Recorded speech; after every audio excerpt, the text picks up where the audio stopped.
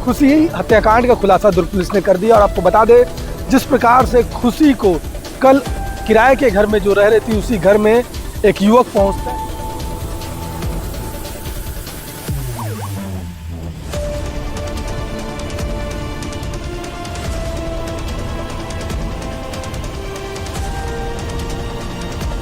प्रकरण में दुर्ग पुलिस के द्वारा त्वरित कार्रवाई करते हुए और जो आरोपी है लकेश्वर उर्फ पिंटू देशमुख, जो मूलतः ग्राम सकरी बलौदा बाजार का रहने वाला है, उसको 24 घंटे के अंदर पुलिस के द्वारा खुशी हत्याकांड का खुलासा दुर्ग पुलिस ने कर दिया। और आपको बता दें, जिस प्रकार से खुशी को कल किराए के घर में जो रह रही थी, उसी घर में एक युवक पहुंचता है, जिसका नाम ईश्वर साहू बलौदा बाजार निवासी बताया जा रहा है।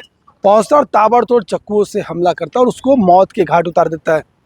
पूरे मामले में दुर्ग पुलिस ने छानबीन की और 24 घंटे के अंदर जो आरोपी था लाकेश्वर साहू को पकड़ लिया है और तमाम जो धाराओं के तहत मामला पंजीबद्ध किया। आपको बता दें, खुशी साहू बेमेतरा निवासी है। वो फार्मेसी की पढ़ाई करने के लिए 2 माह पहले भिलाई आई हुई थी और रामनगर के वार्ड नंबर 19 में एक किराए के मकान में रह रही थी। अचानक लाकेश्वर पहुंचता है और ताबड़तोड़ घर में घुस करके ताबड़तोड़ चक्कुओं से वार करता है। किसी को कुछ समझ नहीं आता, मोहल्ले में किसी को कुछ समझ नहीं आता हो क्या गया है।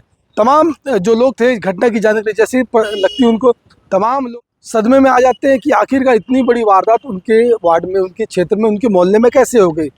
इस पूरे मामले में पुलिस पहुंचती है, तफ्तीश आगे बढ़ाती, जांच पड़ताल करती है और साक्ष्यों के आधार पर, डिजिटल एविडेंस के आधार पर अपनी जांच को आगे बढ़ाती है। उस दौरान पता चलता है लाकेश्वर साहू के बारे में। डिजिटल एविडेंस के माध्यम से पुलिस उसको फॉलो करती है और बलौदा बाजार से उसको हिरासत में लेती है। पूछताछ के बाद उसने जुर्म को कबूल कर लिया और इस पूरे मामले में कैसे वो वहाँ पर पहुँचा था मृतिका के घर के पास, कब से वो फॉलो कर रहा था, तमाम चीज़ों को विस्तार पूर्वक दुर्ग पुलिस ने प्रेस कॉन्फ्रेंस लेकर के खुलासा किया। क्या कुछ पूरा खुलासा था और एक एक कड़ी वाइज किस प्रकार से जो युवती को फॉलो करते हुए लाकेश्वर जो है बलौदा बाजार से दुर्ग पहुंचता है, भिलाई पहुंचता है, रामनगर पहुंचता है, तमाम चीज़ों को लेकर के विस्तार से दुर्ग पुलिस ने खुलासा किया है। क्या कुछ पूरा खुलासा था, वीडियो के माध्यम से आगे थे। दुर्ग वैशाली नगर थाना क्षेत्र में रामनगर में एक कल युवती की हत्या हुई थी और उसमें आरोपी को पकड़ा गया है और इस मामले में आज भी प्रेस वार्ता आयोजित है। एक ये बड़ी सफलता है आरोपी को पकड़ने में और वो भी आरोपी सुनियोजित तरीके से जब प्लान्ड वे में मर्डर किया था तो उसको पकड़ना शुरू में तो लग रहा था कि ब्लाइंड है, बट पुलिस ने बहुत जल्दी गुत्थी सुलझाने में सफलता प्राप्त की है।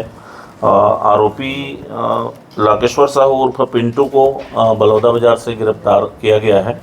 पूरा मामला इस प्रकार है कि मृतिका जो खुशी साहू है वो अपने रूममेट श्रुति साहू के साथ थी और अचानक ये पहले इन दोनों का फ्रेंडशिप रहा है, संबंध रहा है मृतिका और आरोपी का। इस बीच में पिछले 1 हफ्ते से किसी बात को लेकर के इनके बीच अनबन हो गई थी और उस अनबन होने के कारण लड़की ने उसके मोबाइल नंबर को ब्लॉक कर दिया था और किसी प्रकार से कोई संबंध नहीं रखना चाह रहा था या बात नहीं कर रहा था। इस बीच लड़के ने उसके घर में भी संपर्क किया और बार संपर्क करने के बाद भी संपर्क नहीं हुआ, तो वो एक दिन पहले यहाँ आकर के वहाँ उसके निवास में गया था तो वहाँ वो नहीं मिली, तो वो उसकी जो रूममेट है वो मिली, तो उससे नंबर ले लिया था और उसको बताया था कि बात क्यों नहीं कर रही है। उसके बोलने के बाद भी वो कॉल किया तो नंबर ब्लॉक आया, जिससे ये पूर्व नियोजित करके प्लान करके वो 11 बजे के आसपास वहाँ पहुँचा कल और उसके रूम में अकेले पा करके उसको चाकू मारा। जब चाकू मारा तो हाथ में चोट आया, वो बहुत चिल्लाई तो अचानक से उसका गला दबा दिया आवाज़ को रोकने के लिए और उसके बाद ताबड़तोड़ उसके पीठ में कई वार किए। कुल 11 बार चाकू कूदा गया है। बाद में उसकी हॉस्पिटल लाने पर मृत्यु हो गई, जिस पर मर्ग कायम कर अपराध पंजीबद्ध किया गया और विवेचना में लिया गया। हमारी टीम लगातार टेक्निकल एंड के आधार पर पीछा करते गई, लेकिन उसने रायपुर में जाकर के मोबाइल स्विच ऑफ कर दिया, तो उसका पीछा कर पाना कठिन हो रहा था। लेकिन लगातार उसके जिस जो दोस्त यार हैं, उसके जो परिजन हैं, उनके संपर्क में लाके सर्विलांस में रख करके उसको ट्रैक किया गया और उसके घर बलौदा बाजार से उसको गिरफ्तार किया गया।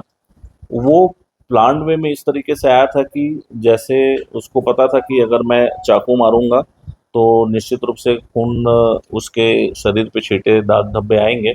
इस आधार पर वो अपना डबल शर्ट पहन के आया था, पेंट एक ऊपर पहना था, नीचे बरमूडा पहना हुआ था इस तरह से, और गाड़ी को भी प्रॉपर मोड़ के रखा हुआ था और बहुत तेजी से भागा और एक जगह नाले में जा करके उसने शर्ट और पेंट और अपने जूते को जो इसमें खून के धब्बे थे उसको फेंक दिया बहते हुए पानी में। लेकिन जो शर्ट अंदर का शर्ट था उसमें भी खून के दाग धब्बे स्पष्ट दिखाई दे रहे थे।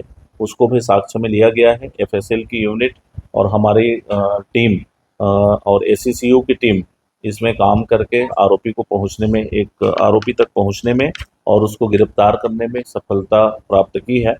आज हमारी टीम द्वारा पूरी रिक्रिएशन और उसका मेमोरेंडम कथन के आधार पर उससे चाकू जब्त किया गया है।